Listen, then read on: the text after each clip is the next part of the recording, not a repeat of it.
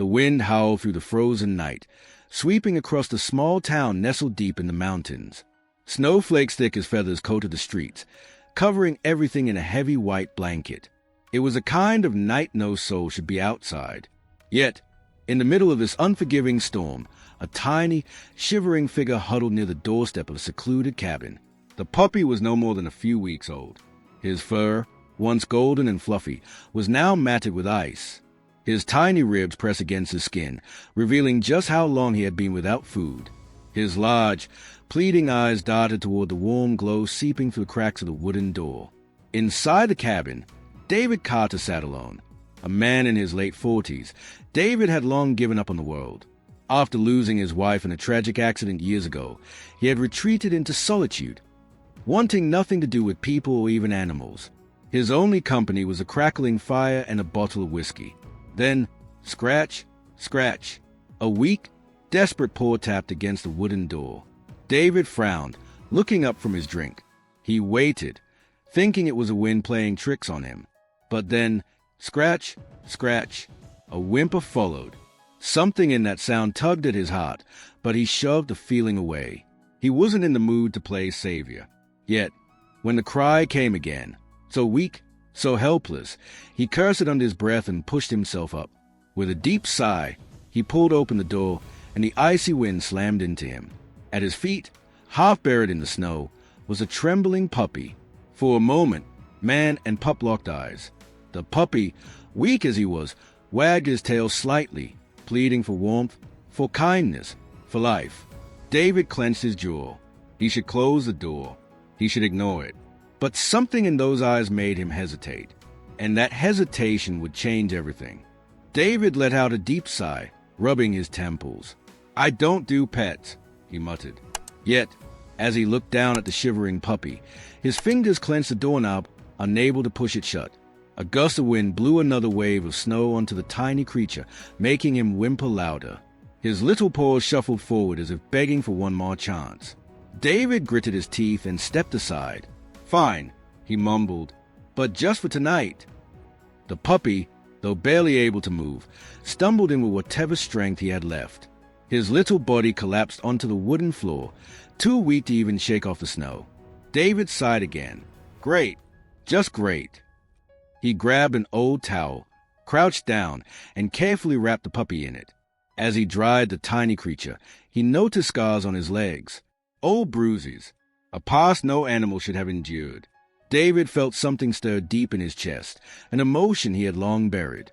He carried the puppy toward the fireplace, setting him on a small cushion near the warmth.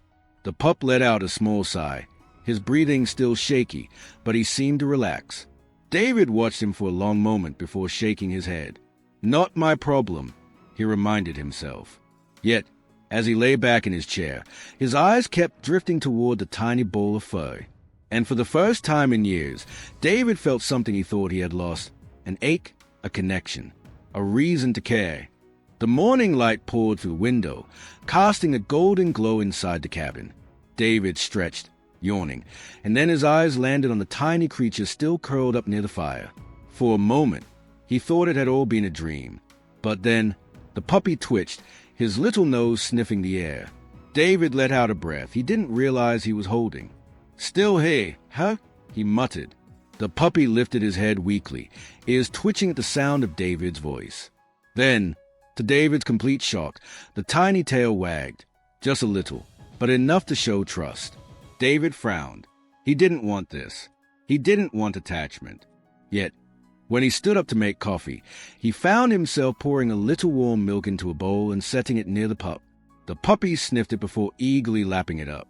His body was still frail, but there was hunger in his actions, hunger for food, for survival, for life. David sighed and ran a hand through his messy hair. This doesn't mean anything, he told himself. But deep down, he knew better. Over the next few days, the puppy grew stronger. His fur lost the icy stiffness, and a softness returned. Though he was still small, his eyes now sparkled with something new. Hope? David found himself watching the puppy more than he wanted to admit. The way he stumbled clumsily on the wooden floor, the way his tail wagged when David moved closer, the way he let out tiny yips of joy whenever the fire crackled. One morning, As David placed another bowl of warm milk down, he muttered, "You need a name." The puppy tilted his head, as if understanding. David frowned. "I shouldn't name you," he said to himself. "It'll just make things harder." But then, the puppy jumped onto his foot, his little paws gripping his shoe, eyes gleaming with joy. David sighed. "Lucky," he muttered, "because that's what you are. Lucky to be alive." The puppy yipped, his tail wagging wildly. David smirked despite himself. All right, don't get too excited." But something inside him cracked open, a door he had sealed shut long ago. Days turned into a week. Lucky was no longer just a visitor. He was becoming part of David's life. At first, David still tried to keep a distance. He reminded himself every day, this is temporary. But it was getting harder to believe. Lucky followed him everywhere. If David sat by the fire, Lucky curled up beside his feet. If David went outside to chop wood, Lucky wobbled after him, despite the snow. If David sighed heavily, Lucky would tilt his head, watching him with concern. David found himself talking to the puppy, telling him things he hadn't spoken out loud in years. One evening, as a snowstorm raged outside, David sat on his chair, staring at the flames. Lucky, now stronger, rested his head on David's lap. "You know," David murmured, running a hand through Lucky's fur, "I thought I'd spend my life alone." Lucky nuzzled closer. David chuckled softly. "But maybe I was wrong." At that moment, he realized something terrifying and beautiful. He wasn't alone anymore, and he didn't want to be. David had lived alone for so long that the presence of another living soul in his cabin, no matter how small, felt strange. Each morning, he woke up expecting Lucky to be gone, as if the little puppy was just a dream. But every morning, there he was, wagging his tail, his bright eyes filled with trust. Trust. David wasn't sure if he deserved that. One evening, as he sat by the fire, Lucky curled up beside him, his soft snores breaking the silence. David stared at the flames, his mind drifting to the past, the memories he tried so hard to bury. He had once loved deeply. His wife, Emily, had been his entire world. They had dreamed of building a life together, filling their home with love and laughter. But fate had been cruel. A car accident. A stormy night, much like the one when he had found Lucky. Emily had been driving home from work when a reckless driver skidded on the ice, crashing into her car. David never got to say goodbye. That night broke him. He shut out the world, built walls around his heart, and convinced himself that caring for anyone or anything would only lead to more pain. And yet, here was Lucky, snuggled against him, offering nothing but pure, unconditional love. David sighed, rubbing his temples. "What am I doing, Lucky?" he murmured. The puppy lifted his head slightly, his sleepy eyes blinking at David before he nestled closer. David felt something shift inside him, a crack in the walls he had built for so long. One morning, as David opened the cabin door, Lucky bolted outside, barking excitedly. Snowflakes swirled around him as he leaped and tumbled in the thick white powder. David smirked. "You like the snow, huh?" Lucky barked in response, his tail wagging furiously. David watched him play, feeling something he hadn't felt in a long time. Peace. But that peace shattered in an instant. Lucky suddenly stopped.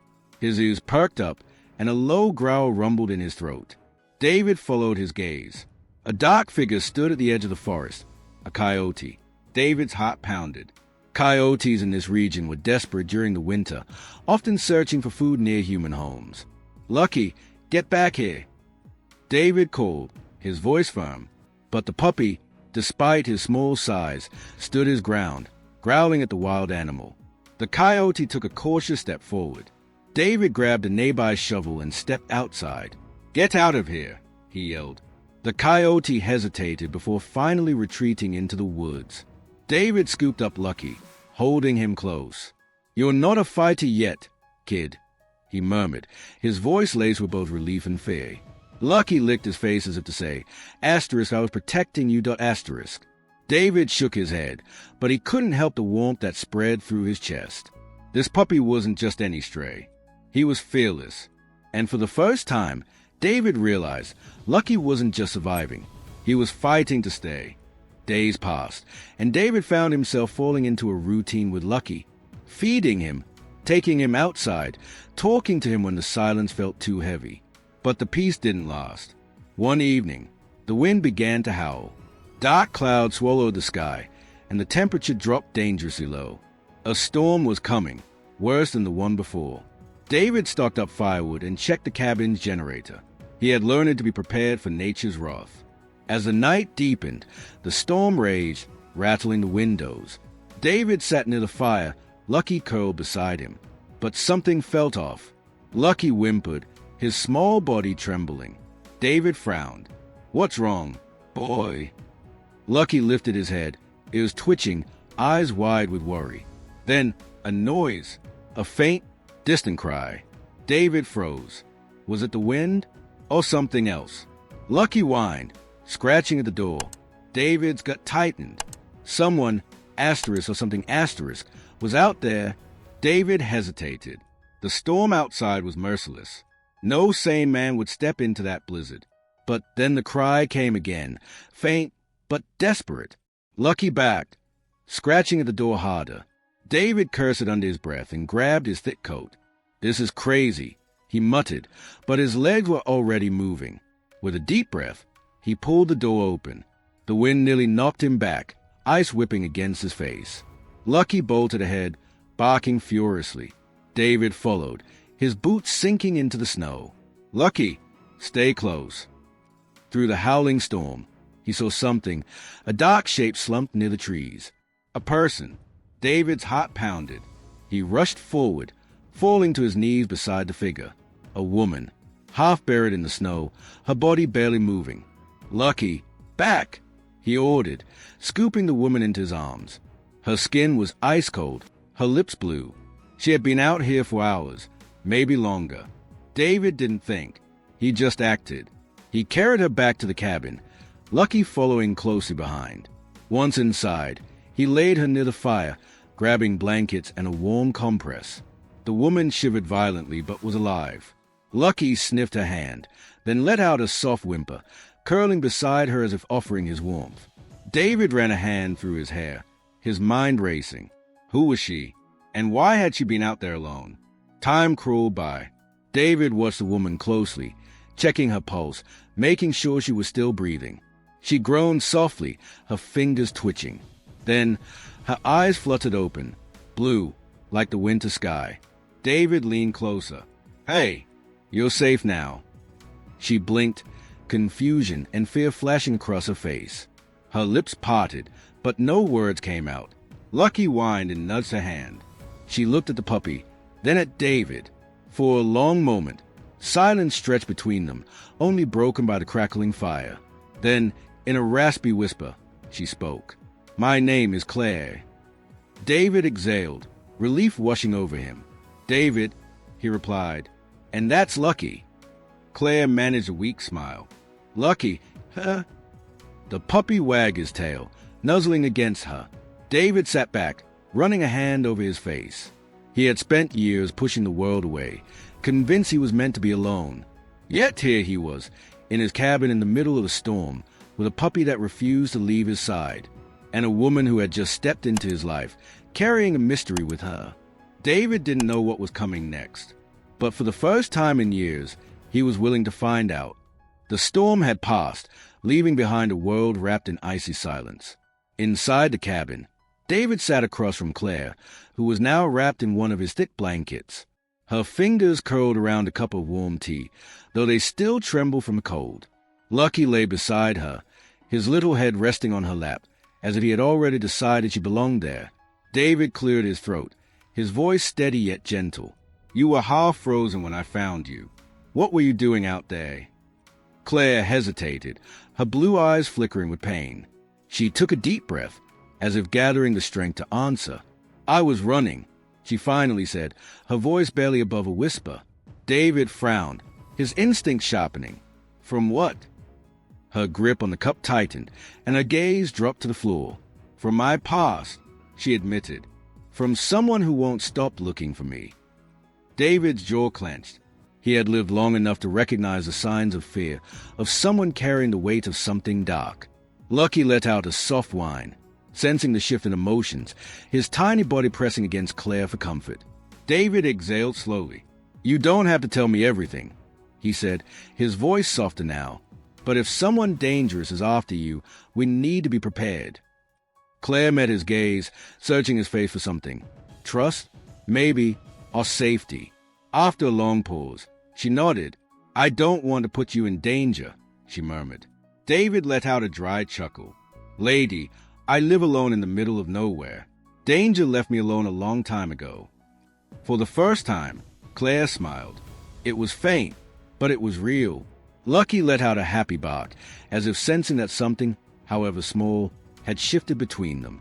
The next morning, as David stepped outside to check the property, a fresh blanket of snow covered the ground. The storm had left behind thick layers of white, but something else caught his attention. Footprints. Not his, not Claire's. His stomach tightened as his eyes followed the tracks leading up to the cabin and then disappearing into the woods. Someone had been here. His pulse quickened as he rushed back inside, locking the door behind him. "Claire!" he called, his voice firm but calm. She looked up from where she sat on the couch, her face already pale with worry. "What is it?" David hesitated for a moment, but there was no point in lying. "I think someone was outside last night," he said grimly. Claire's face went completely white. She gripped the blanket tightly, as if it were the only thing keeping her grounded. "They found me," she whispered, her voice barely audible. David's instincts sharpened even more. He wasn't just protecting himself anymore. He was protecting Claire. And Lucky. His fingers flexed at his sides as he exhaled slowly. "Who?" he asked, his voice steady. "Tell me everything." Claire swallowed hard, her body visibly tense. "His name is Greg." She paused, her hand shaking. "I was in a bad relationship. He was controlling, dangerous. I tried to leave before, but he always found me. This time, I ran farther. I thought I had lost him." David felt a cold anger settle in his chest. He had spent years avoiding people, avoiding pain. But now, trouble had come knocking at his door. And he wasn't the type to turn his back on someone who needed help. Lucky growled softly, his small body tense, sensing the shift in the air. David looked at Claire, his voice resolute. "You're not running anymore. You're safe here. No one's getting through that door." Claire's eyes filled with unshed tears, but she nodded, a flicker of relief in her gaze. For the first time, she wasn't alone. And for the first time in years, neither was David. That night, David didn't sleep. He kept a shotgun by the door, his ears trained on every sound. Lucky stayed close to Claire, as if standing guard over her. Every few minutes, David found himself glancing at the door, waiting for something, anything. Then, it came. A noise. A faint but deliberate crunching of footsteps in the snow. His grip on the shotgun tightened, his muscles coiled with readiness. A shadow moved near the trees, its outline barely visible against the dim light. David's heart pounded. He had spent years avoiding conflict, but not tonight. A figure stepped into the porch light. Tall, broad, a hard, menacing expression carved into his face. "Greg." David didn't hesitate.